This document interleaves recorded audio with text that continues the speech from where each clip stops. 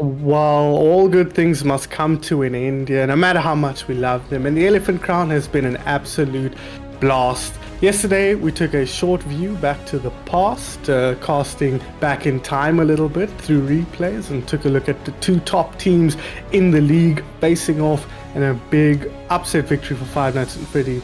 Really set the tone for the Elephant Crown as we roll on towards the end of it, and that kind of signaled the end of the regular season. But today, myself, Sun Phoenix, joined by Blur, we take a look at the last game, the actual last game of the Elephant Crown, and this is going to decide who takes that spot in the Premier Division. Blur, first off, how's it going? And second off, tell us what's happening today.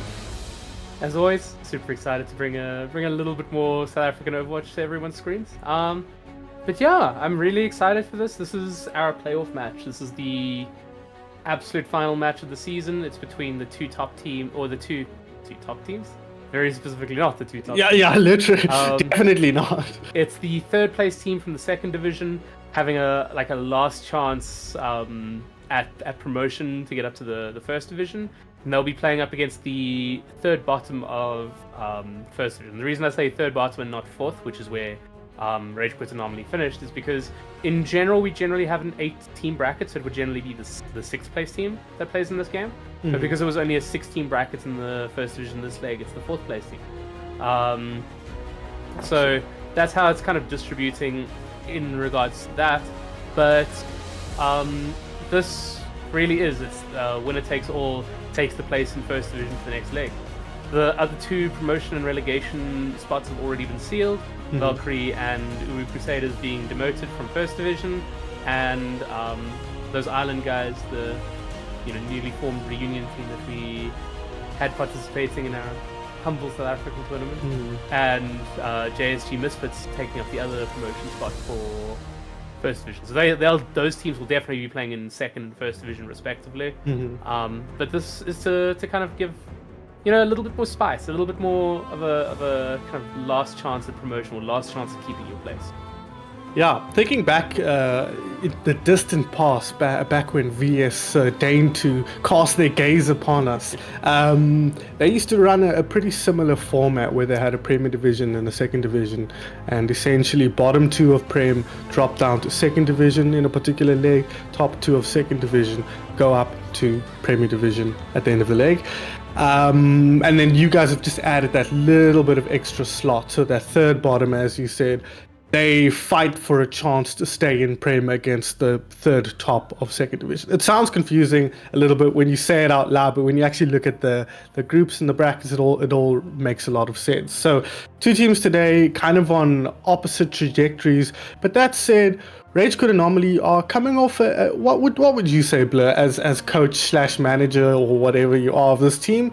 They're coming off I would say a positive leg in the Premier Division in spite of fighting for their spot to remain there. Yeah, I mean, we're looking at a situation where they're actually sitting in the exact same spot they were at the end of the Rhino Showdown, because they're sitting in fourth in first division.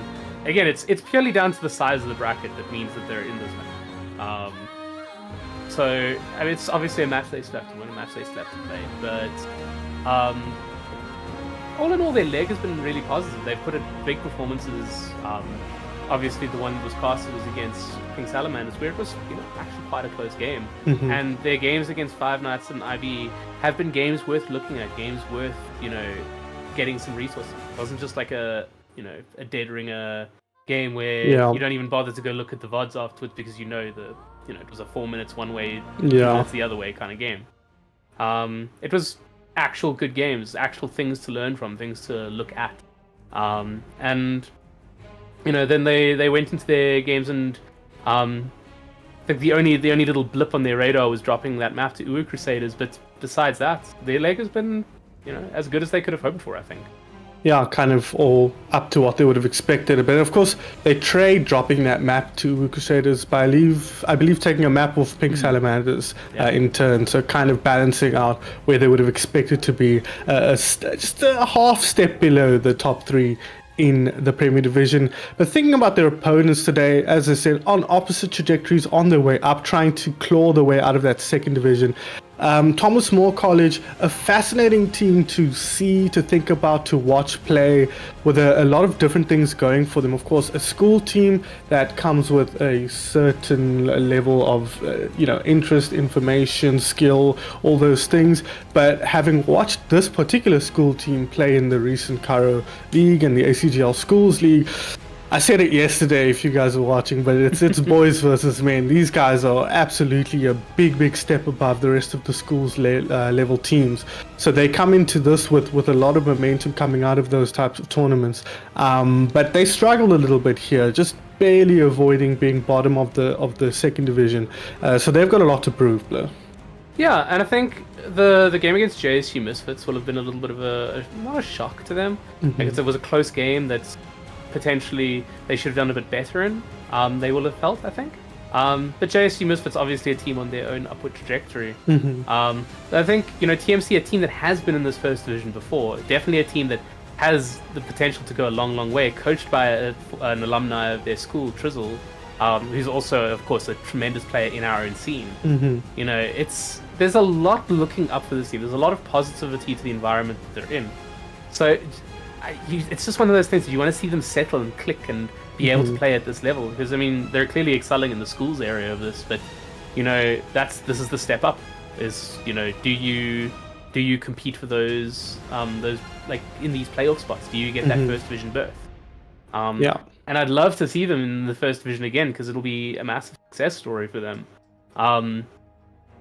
Obviously, for personal reasons, I would prefer I was going to say relegated. No bias, but no you bias, do have some level of vested interest in their opponents today. If you see me sweating 2 maps in,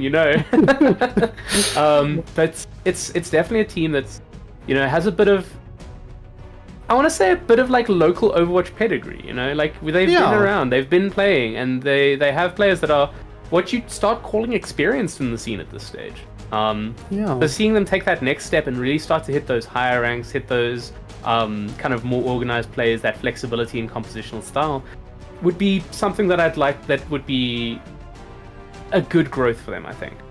Yeah, and I think it will be very healthy for the Overwatch scene in general in South Africa to have a schools team come in and be successful and kind of, perhaps inspire other schools level teams to take part in these kind of tournaments and not feel like it's just going to be a bit of a waste of their time. You spoke about Rage Quit playing against teams like IB, Five Nights, and you can go in, you can come out of games like come out of those games feeling like nothing really was accomplished. They're a little bit too much better for you to actually gain anything from that, but hopefully teams like TMC can inspire some other schools leagues. But we've spoken a lot about the teams. Now let's take a look at some of the players, starting with, we'd say, the favorites today. Rage Quit Anomaly, a team, Blur, that you're very familiar with, but having a look at their lineup here, it is going to be Lavius and Rinku Haireru on the DPS, Lord of Terrans on the tank, KK and Restio-san on the supports, and obviously the big standout here is going to be Lavius on that hit scan.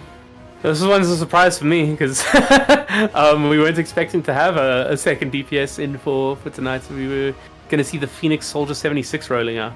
But I mean, this is as close to the strongest roster. He's not in the lobby currently, so we'll see what they roll out here for the first game. But carry on.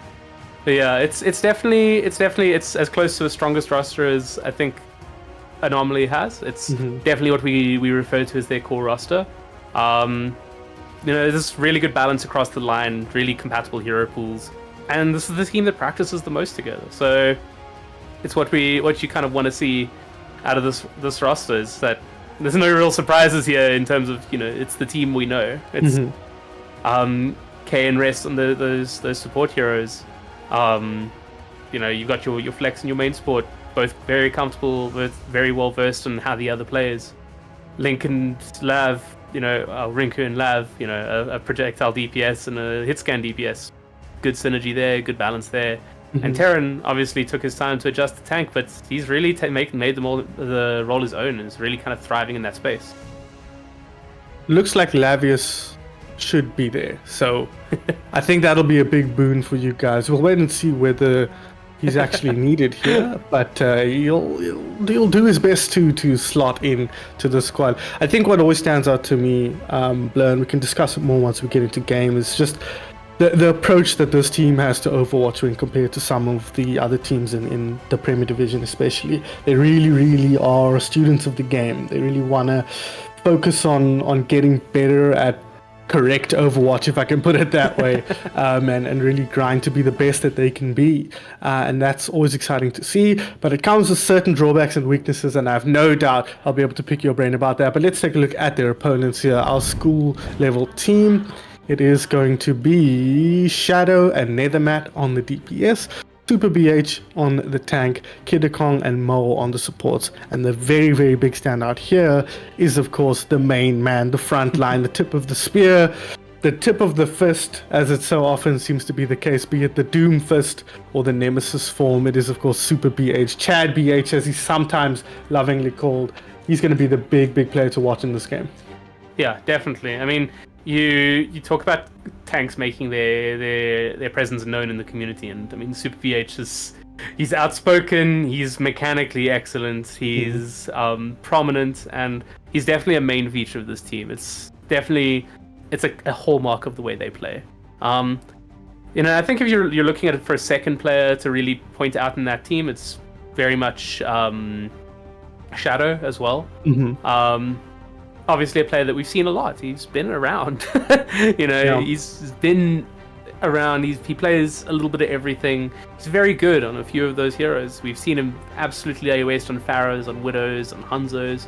So it's definitely a team that potentially can make a big impact, can make a really, that if you're not paying attention, that will just catch you out, will punish you for your inability to lay your claim on the game. And Super VH is kind of like a trademark of that, is that, if you don't take control of the game, he will. Yeah, I think that's a good way of putting it. They kind of thrive on that chaos that Super BH likes to sow, and he kind of likes to dominate from the front. But that being said, I think it's a bit of a mistake of how we look at this team. They're quite a complete team. Kidakong Mole, a very, very strong backline. Nethermatch Shadow, great at supporting Super BH in his endeavors. So while it can sometimes feel like a team that's building behind Super BH, it's much more complicated than that, as Overwatch often is. But that's both the teams sorted out. Let's take a look at our first map here. It is going to be a Lijiang Tower, starting in control, as is so often the case. Lijiang Tower here. How do Rage Quit feel on control and Lijiang specifically? I think Lijiang Tower is just, I think it's South Africa's. It used to be King's Row, South Africa's favorite map. I think it's Lijiang Tower now. Okay. If we're being completely honest. Bold. That's bold. We've seen so much Lijiang Tower. Yeah, there's so much of it being played, and it's a great map. It's very versatile. There's space for all types of comps on all three different maps, and it's one of those we're on Control Center here, so we're probably going to see a little bit of Brawl coming out, but it's one of those maps that you play it your style, and whoever's able to exert that style the best is often able to win Lijiang. It's one of those maps that you can really express your team's style as much as you want to. As far as Rage Quit concerned, I think it's one of their more comfortable maps, if I'm being honest. But I'd be surprised considering how much Lijiang gets played if it wasn't. Yeah, you're probably right. It's everyone's most comfortable map, pretty much. You know me, it's hard to dethrone King's Row as the best map in Overwatch, as the South African staple, as we see both squads running out here. You mentioned likelihood of running a more brawl comp. That is what we see out of both teams, in fact, and immediately Lavia strikes the main man on Rage Quit Anomaly, at least from a DPS standpoint. Strikes first here to take down Shadow, a dangerous player on that Junkrat, especially as they move forward. Another couple of kills though. Rinku says, Lavius, I'll show you how it's done. A lot of damage being fired through from this Rage Quit squad down a very, very difficult chokehold. That's going to allow them to get this first cap and control up this opening doorway. Yeah, I mean, you're seeing the value of a Lucio and first fight control is that Rage Quit are just able to assert themselves in that space very, very early, and TMC gets stuck in that connector, and it really, really ends up punishing them. Switching on to the Bastion now, it's a lot of pressure coming out here. Terran's shield's going to be under a lot of pressure. Terran's health pool's going to be under a lot of pressure. But already picks coming out into this fight, and they aren't even through the doors yet.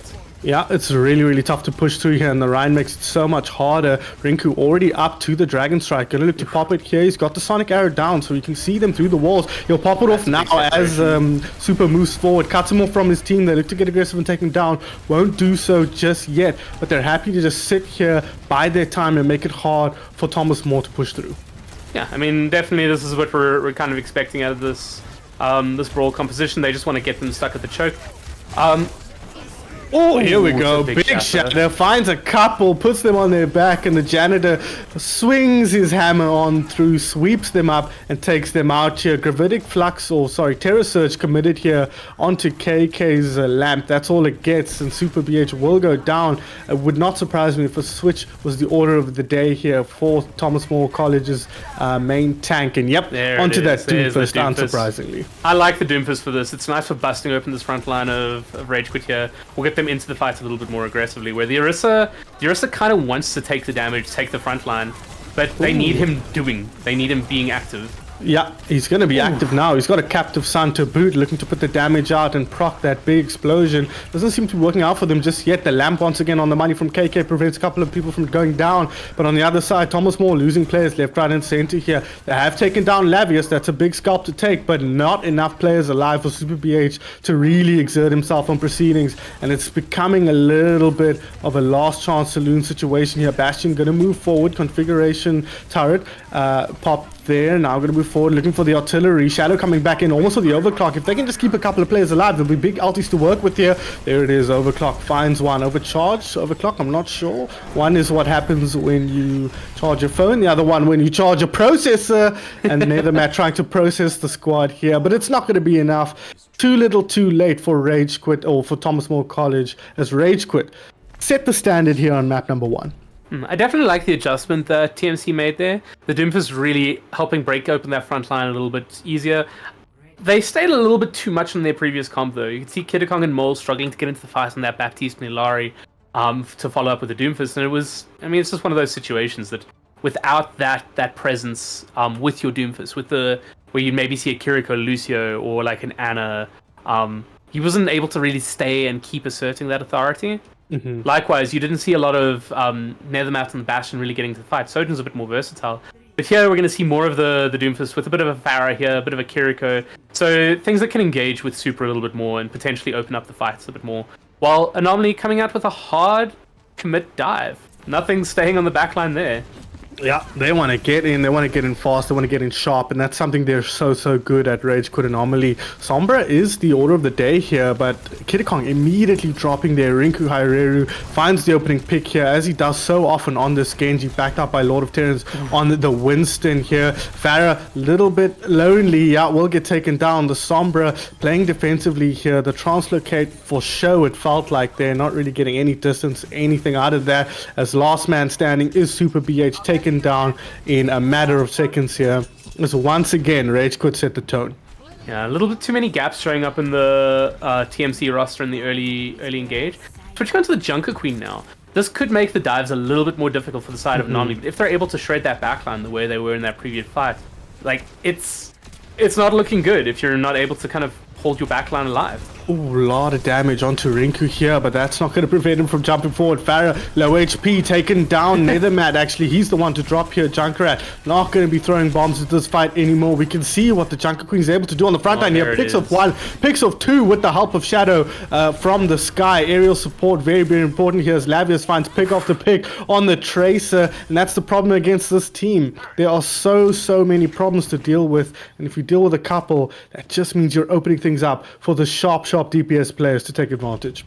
Once again, though, I am really liking their approach to problem solving in this space. Super playing the Junker Queen is allowing him to sustain a little bit longer, which is giving Shadow time to be effective in this fight. And that nearly, bar some Lavius heroics, opened up the fight. Oh, what a shot. And an early pick coming in already, and it's on Rage Quit to bring this fight back now. Yeah, this is very, very good for Thomas More. 2 picks now. Once again, Shadow finding a double at the beginning of the fight here. Finds a triple with the big main tank going down. The monkey out of the fight for the time being. Suzu will keep will keep K alive for just a little bit longer. But in the face of the relentless damage coming up from Shadow in the sky, she's not long for this world. Nor is Mole, though, as Lavius asserts himself on proceedings. Restio-san finds one as well. Someone taking a nap on the point there. And big, bad Terran Lord is back. 99 towards the Primal Rage. Might not even need to pop it here. A huge comeback team fight for Rage Quit Anomaly, losing so many early, but just maintaining control of the point rather, and just a little bit slow to clean things up, and Thomas More left to pay for it.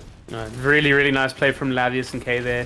Able to stall out the point and, importantly, get picks on both the supports of TMC to allow them to come back and fight. And now it's just a staggered fight. The ult's coming out, really, really messy, but really favoring Rage Quit, you'd say, in the stage. Yeah, they do have the Valk though. Thomas More for the time being, but as I say, that Mole gets taken out by Rinku Haireru. The Angry Monkey on the point here. Terran Lord trying to make short work of the last man here. Super BH once again standing stalwart for his team, but a lone man can do very little. And it seems like for the time being, Thomas More can do very little in the face of Rage Quit domination.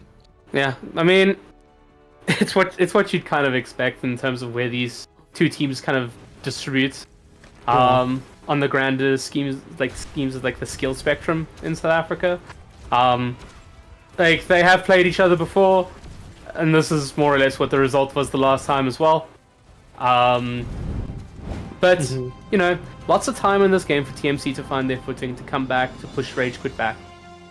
But you have to say, really nice play from Rage Quit to be able to cope, to come back in fights, to sustain their position in fights that may have seemed lost, may have been under pressure, and to kind of like bring those back, to put themselves in a position to win those. Special shout out in that match specifically to Lavius, who, I mean, you don't see a player just take out 2 supports every fight and it not have a major impact on their team. It takes an extreme amount to play against a player that good. You know, and if you're playing in that space, you're playing against a player who has played at the top level of Overwatch for a long time, especially in this country. And it's a player that knows exactly where his limits are, exactly where he can and can't be in specific times and specific spaces. We do have a substitution coming through. Phoenix coming in for KK. I'm not sure if it's a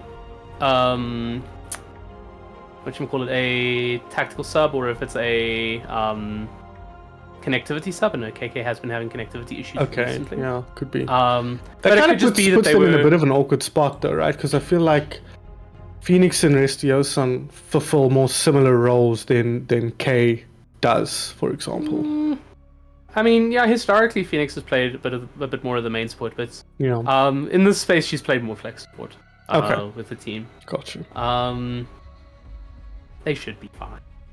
I'm sure they will be. At the moment, it seems like they could use a handicap or 2 in this match from Thomas More's perspective, because they looked a little bit undone, Thomas More in map number 1. We do now head over to Numbani for map number 2. Again, you feel like what I saw from Rage Quit against you guys, Pink Salamanders, was that they were very, very well drilled on this map. They knew where they wanted to set up, they knew how they wanted to play it, and their dives were very, very clinical. So it's going to be maybe even harder on this map for TMC to be able to fight into what Rage Quit is putting out there. But we'll have to see, because TMC, we know that there are a lot of things, but they're also quite resilient. This is a team that's played together a lot. This is a team that knows each other very well. So they're not going to get flustered. They're not going to get put under pressure by Rage Quit from a mental standpoint. So hopefully they can rally together and find a solution to the problem that Rage Quit are facing with them.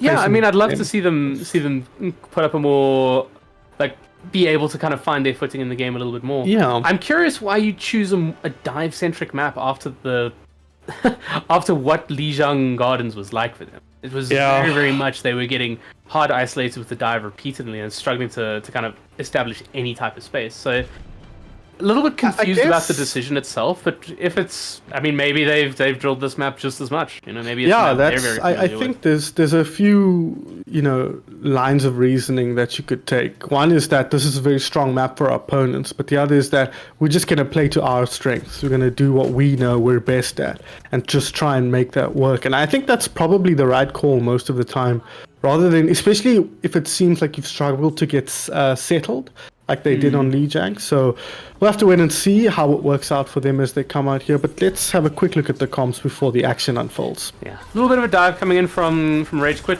with the Ana Brug, so a little bit more of a static backline as well as the Soldier there. So a lot of consistent damage, a lot of control over space. So that's what I would expect to be very much present in this game. Is that just that immediate denial of the entry for TMC there. Yeah, that was a huge anti-heal over the top, taking out so many players. Netherman, he was the only one to actually drop, but you can see this team fight pretty much over. They can't push forward. The mech gets taken out as well. That's a disaster here as Shadow goes on the flank here. He's trying to just get some targets down, but you can see, look how Rage Quit are playing. Reciosan picks off Super BH, probably for the best from Super BH's perspective. He can get that big mech back, but Rage Quit are playing this perfectly. Set up with the static DPS and supports on the one high ground and allowing Terran just to control the choke with Rinku. And on one end, I like TMC's comp for this. Is they have a comp that really wants to react to a dive, wants to punish Rage Quit for engaging with that Diva and with the Echo potentially here. But with the mid-ranging of this composition from Rage Quit's side, where they have the Soldier and the Ana here, makes it really difficult because the Diva has to constantly be looking in two directions, and it's a tough job. It's a really, really difficult way to play.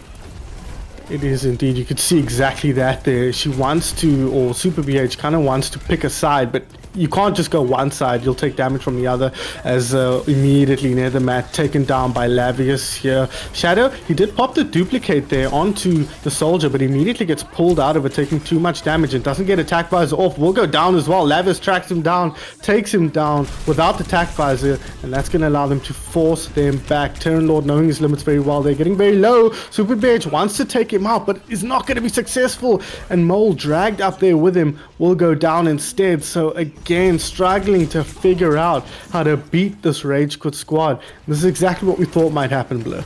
Yeah, I mean, the converse of playing that really nice defensive tank means that they don't actually have a lot of engagement.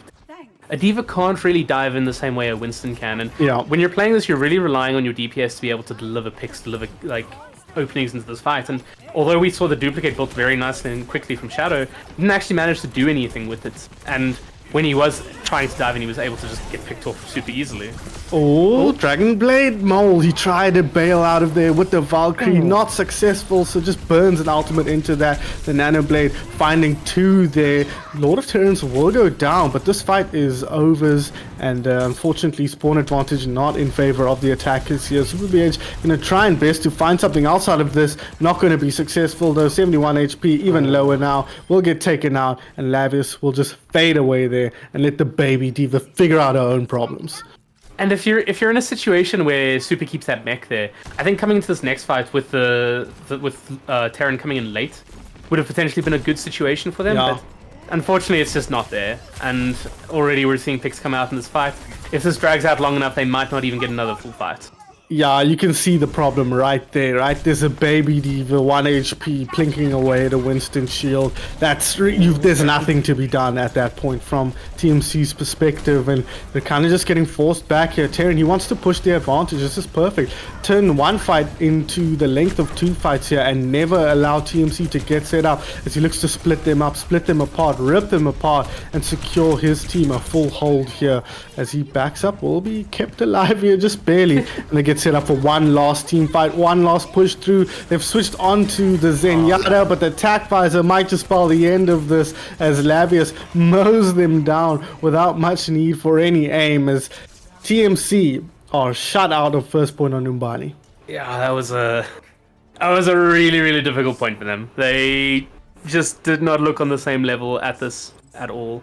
I think the problem that you're really seeing here, so where I said on Lijiang Tower that I was happy to see how TMC were adapting to fights, because they were getting a little bit more purchase in the fights, they were getting a little bit closer to point, fighting a little bit longer. Here, it's almost that they overcommitted to that. They overswitched. Yeah. There was too many switches between the DPS and support line, which means they were never really able to get ultimates online. And we saw there was a couple of fights that Rage Quit just won because they had ults. They had Nanoblade, they had Visor, they had Primal, so Terran could afford to sit in the enemy spawn, really. Yep. And I wonder if like the pressure of this type of game, the frustration that you must be feeling, struggling to actually find that foothold, is causing a little bit of ill discipline. Because I mean, we saw Super stay way too long in the one fight. We saw Nethermat get a little overextended, Shadow get a little bit overly aggressive, and they're just trying to make things happen, and the moments aren't coming for them at the moment.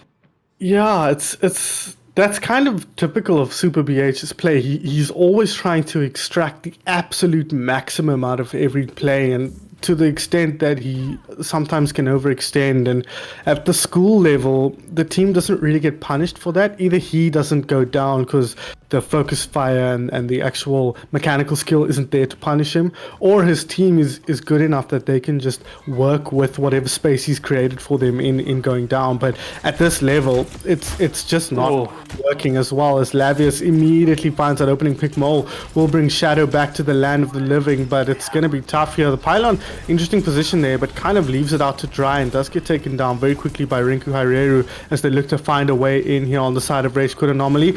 Need to be careful there. Larry going very aggressive onto the other side, putting himself out of position. Kidikong will go down. Nethermat taken out by Terranord as well, and that might be that blur as Rage Quit Anomaly make quick work of the first point on Anomaly. A little bit of ill discipline, a little bit of poor positioning from the side of TMC leaves them with not much to work with, and a quick cap for Rage Quit Anomaly puts them on match point. Yeah, it's more of the same, right? It's more of that. Someone was just a bit out of position. Someone was a little bit too far forward. Our fight ended up in 3 different places. The team that didn't end up in 3 different places won. Yeah, it's like, and they had options, right? They won in the first go, but if they don't win there, they've got 4 minutes worth of tries to get the job done, and they only need 1 tick. So it's kind of like setting a runs in cricket. You don't do it well, you leave your bowlers with a lot of work to do, and that's what happened in that defense for TMC. And I think, from the side of TMC there is that you have to play that passive. You have to play that first fight quite defensive and like try and just bait out some time. Because if you get to 2-3 fights in and they still haven't got their cap, it starts to get a little sweaty. It starts to get a little uncomfortable. And that's when you maybe think about clutching back the draw, making sure that, you take this series as long as you possibly can. Put in your best, or put your best foot forward. We do have that reverse swap coming in again. K in for Phoenix this time. I think very much it's just the 2 supports swapping out, so it seems it's just a playtime swap. But yeah, definitely, like, again, I don't think the things that TMC are playing are bad. I don't think the setups initially are bad. I just think, there's a little bit of a disconnect between where you start and where you end with that. And at the moment, it seems that they're starting quite aggressive, quite best foot forward, but they're not all on the same page with that. We saw in the beginning of that fight, Shadow get picked because Super was backing off, he wasn't. One got picked, one didn't. And it's one of those things that you just have to have that consistency in your team, because that consistency, it wins you so many team fights. Yeah, this is exactly what I would have expected TMC's problem to be, given what I've seen of them. They're very, very used to dominating, very, very used to being able to express themselves in Overwatch, in a game, but at this level, that's a part of the game, sure, but often you need to have that clinicality that they're just lacking at this level. At the school level, they've got it in spades. But here, just that little bit of synergistic presence that they lack, that small errors in positioning, in execution, that make it look a lot more one-sided than it might be if you were to weigh up these players man for man. But we do go now into map number 3, more chaotic, a little bit different. It is going to be Suravasa here, our flashpoint map. Again, a map you'd think that would favor TMC's playstyle, but from what we've seen here, I expect more clinical execution from Rage Quit to take them through. Yeah, I mean, I think it's a map where we could see Super exert himself a little bit more. Yeah. Where it's, it's these types of maps where an aggressive tank style really does benefit the kind of nature of the points, the nature of the spaces that you're in. But it's definitely one that we could see him pull out that Junk Queen, maybe play some Doomfist, one of the two, and like really be present and really, really aggressive in the game. That said, it's also a map that's Anomaly like a lot. Terran no slash on the Junker Queen himself, and it's going to be a stylistic thing in that case. Can they match styles? Can they match aggression? And I mean, it's a map that's like Anomaly have been notoriously strong, and I think these two maps kind of suit that type of aggressive playstyle. But these maps also punish bad engagement. They punish sloppy regrouping because of the points tick down so fast. If you don't time them well, if you don't play your timings well, it just snowballs against you. It puts you in such a weak position. Near identical compositions here, Blur, as we do see Lavius now on the Cassidy, matched up against Nethermat on the Soldier. Otherwise, it's the same all around here. Immediately, though, Restiosa, and he'll find that opening pick onto Shadow, and the floodgates open. Rinku finds Mole. That's one healer down. That leaves Junker Queen very isolated on the front line here. Lavius decides he's not going to hit any of his shots, give them a chance here, as immediately Rage Quit Anomaly take control of the first flashpoint.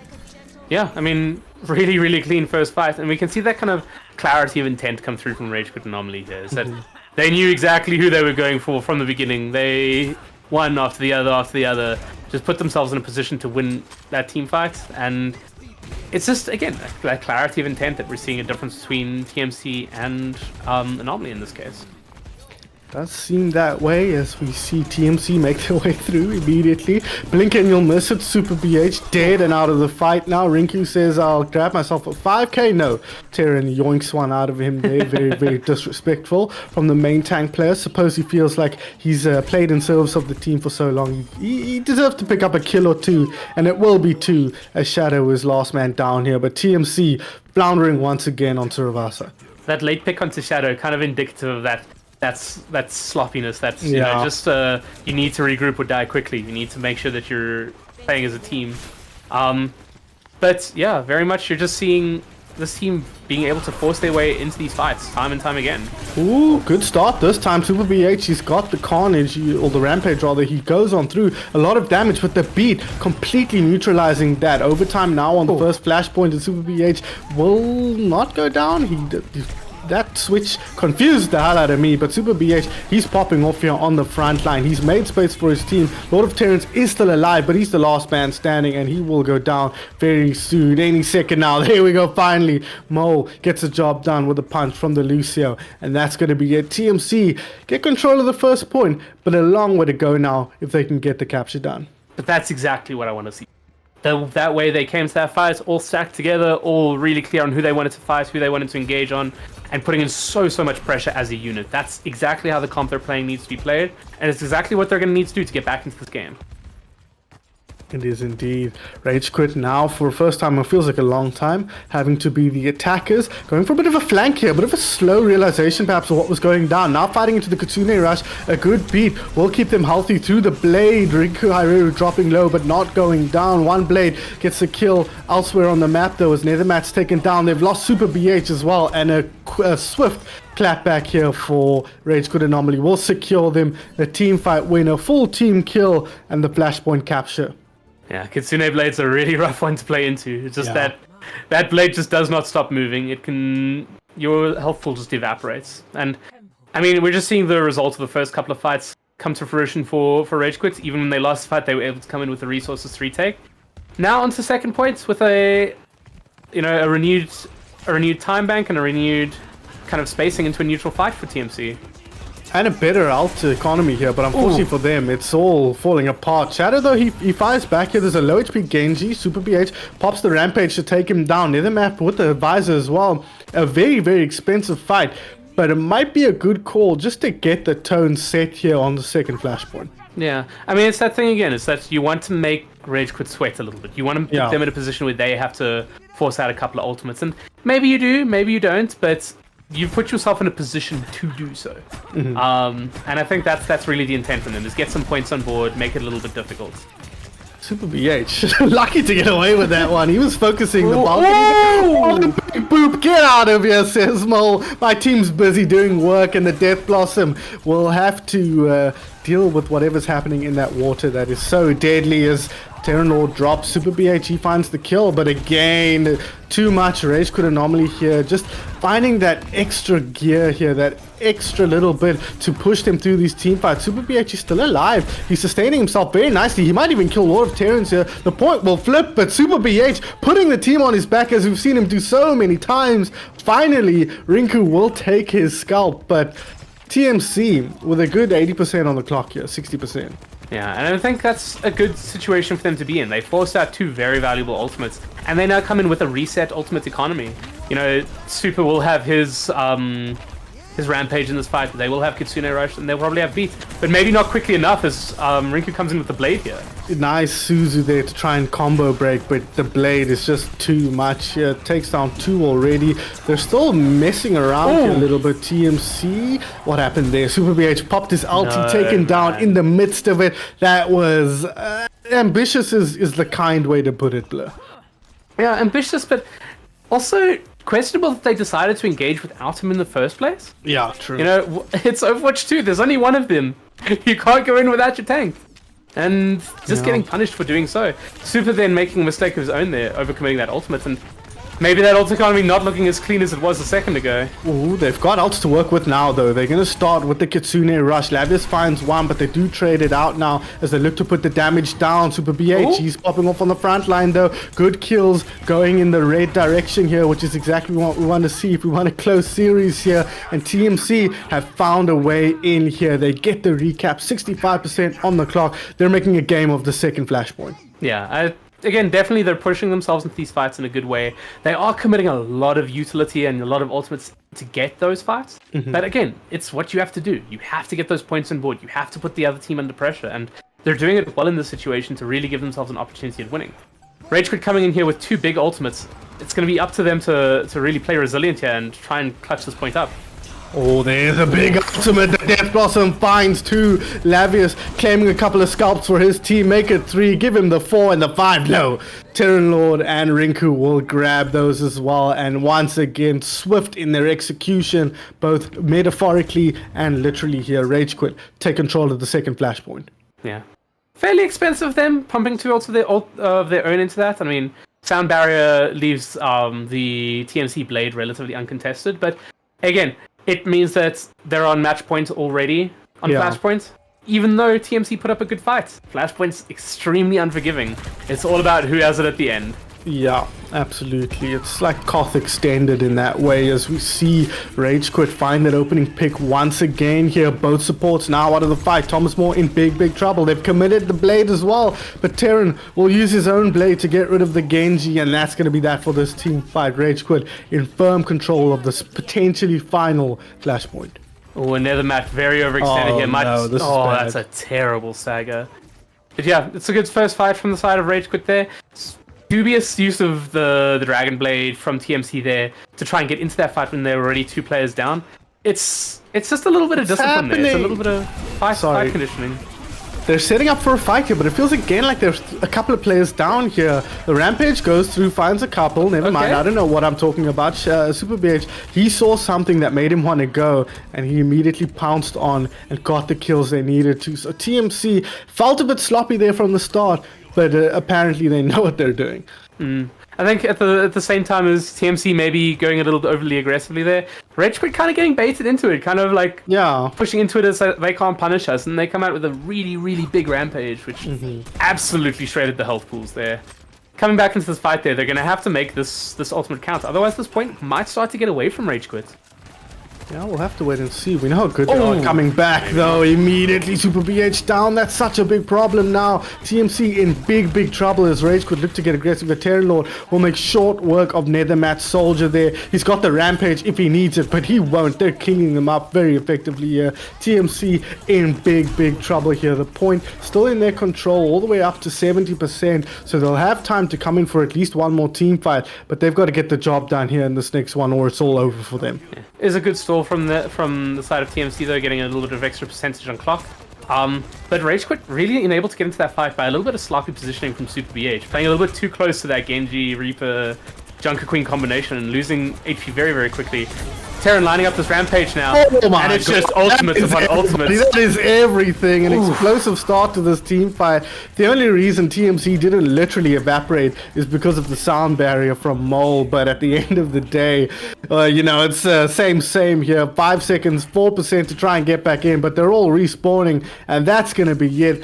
And a team fight that typified the series, an explosive end, and a clinical finish from Rage Quit Anomaly to take the 3-0 victory, and a spot in the Premier Division once again. Yeah, Super VH showing what he can do on that tank in this match, I think. Really, really strong performance on that Junker Queen in this map, but unfortunately, Rage Quit Anomaly just, again, that unity of vision, that unity of mind, they're able to just kind of bring this game and subsequently this match home. I mean, it's what you expect, right? Yeah. It's what you would expect given the relative positioning of these two teams, and I think that's okay. I think that was, TMC showing there's still life left in them, there's still things that they can do. There's a point where they could have gotten back into this, and really close to taking a couple of those flashpoints. It could have made this a little bit closer, made it a little bit sweaty for Rage Quit, but functionally, I think, showing that they going home with something to be proud of there. Like that they were able to take that second flashpoint to 99. They were able to get progress on first and third. Some players were able to really, really shine. We saw great ultimates coming out from both Super and Shadow in that game. We saw really, really good use of things like Kitsune Rush, and I think it's positive signs. It's a situation where there's positive signs for the side of TMC, even though they've lost this game. Yeah, I think that's kind of our takeaway always from TMC is that they're a team that's growing. They're a team that's learning, that's still really plying their trade here at this level, and they're on their way up, which is exciting to see. I completely agree with you. This was dominant from Rage Quit Anomaly, but there's more than enough for TMC to take out of this game, for Trizzle to look back on as the coach of the squad and really, pump them up about it, and also point out where their mistakes are. So plenty to learn for TMC here from Rage Quit. That's a day job at the office done. Really exactly what we would have expected, and I'm sure Coach Blur will have a few things to point out for them, but ultimately they got exactly what they needed to done. Yeah, all in all, I think a good day at the office for them. They cleaned it up. There's a couple of fights maybe could have been a bit cleaner, but I think the commitment that they're forcing out of TMC in those fights makes up for it. Like there's only so much you do against 3 ultimates. Yeah, yeah. You're supposed to lose some team fights in Overwatch. Yeah, and definitely just a really, really clean series from them. First 2 maps especially were, in essence, basically flawless. Like they played their series very, very well. They played to their strengths. They played to their map strengths, and they played with an understanding of what the comps they were playing and the maps they were playing. And, as a caster and as a coach, I'm happy to see both. Yeah, it feels like you're patting yourself on the back there more than complimenting Rage Quit Anomaly. But they played their game, man. It has nothing to do with me. Yeah, true. They really did perform how we expect them to perform so often. So yeah, this was perfect execution from their perspective. But that's going to be that for the Elephant Crown, guys. Rage Quit Anomaly secure that final spot, or retain that final spot in the Premier Division here going forward, while TMC will have to set up in the second division and try once again to work their way into that Premier Division, but in prime position to do so, setting themselves up with some good momentum coming out of the Elephant Crown. So that's going to be it, guys. Blur, before we go, where can we find you on the internet, and what's next? Any clues you can give us for what the next leg looks like? So finding me on the internet is Bracken_LR, and unfortunately I can't give you any clues. I'm no longer involved in the esports side of competitive Overwatch South Africa, so you're gonna have to ask them. As far as I am aware, we do have Talent Cup coming up relatively soon, which is obviously a fun community event, but on an esports side, something will come up after that only. So a little bit of an esports gap right now, and space for the community, space for a more sharing of skills, sharing of the environment style tournament before we get back into the who gets smacked by Ivy in 5 nights this week. Well, it's not, it's not so set in stone like we thought in the past. There's some upsets coming out of this league, so we'll have to wait and see. But if you want to keep up to date with everything happening in South African Overwatch, you can do that at ZA Overwatch on Twitter, youtube.com/at Overwatch ZA. If you want to check out all the VODs from all the tournaments happening throughout this year and going forward. And of course, the Discord channel will get posted in the chat if you want to join any tournaments, join any teams, or just find some people to play Overwatch with. That's the place to do it. As I said at the top, ZA Overwatch at ZA Overwatch on Twitter. If you're interested in when tournaments are taking place, when matches are happening, and all things of that nature, that's the account to follow. You'll keep up to date with all that. There will be esports stuff happening in the future. Talent Cup probably coming up soon, so keep an eye out for sign-ups for that. That's a bike style tournament, so if you're not part of a team and you don't know that you want to commit to competition in a serious way, Talent Cup's perfect for you. You just sign up as an individual, you get placed in a team, and you get to play some fun Overwatch. Meet new people, learn from them, and have a good time. My name has been Sign Phoenix, his name has been Blur, and that is it for the Elephant Crown. So we'll see you guys with whatever comes next.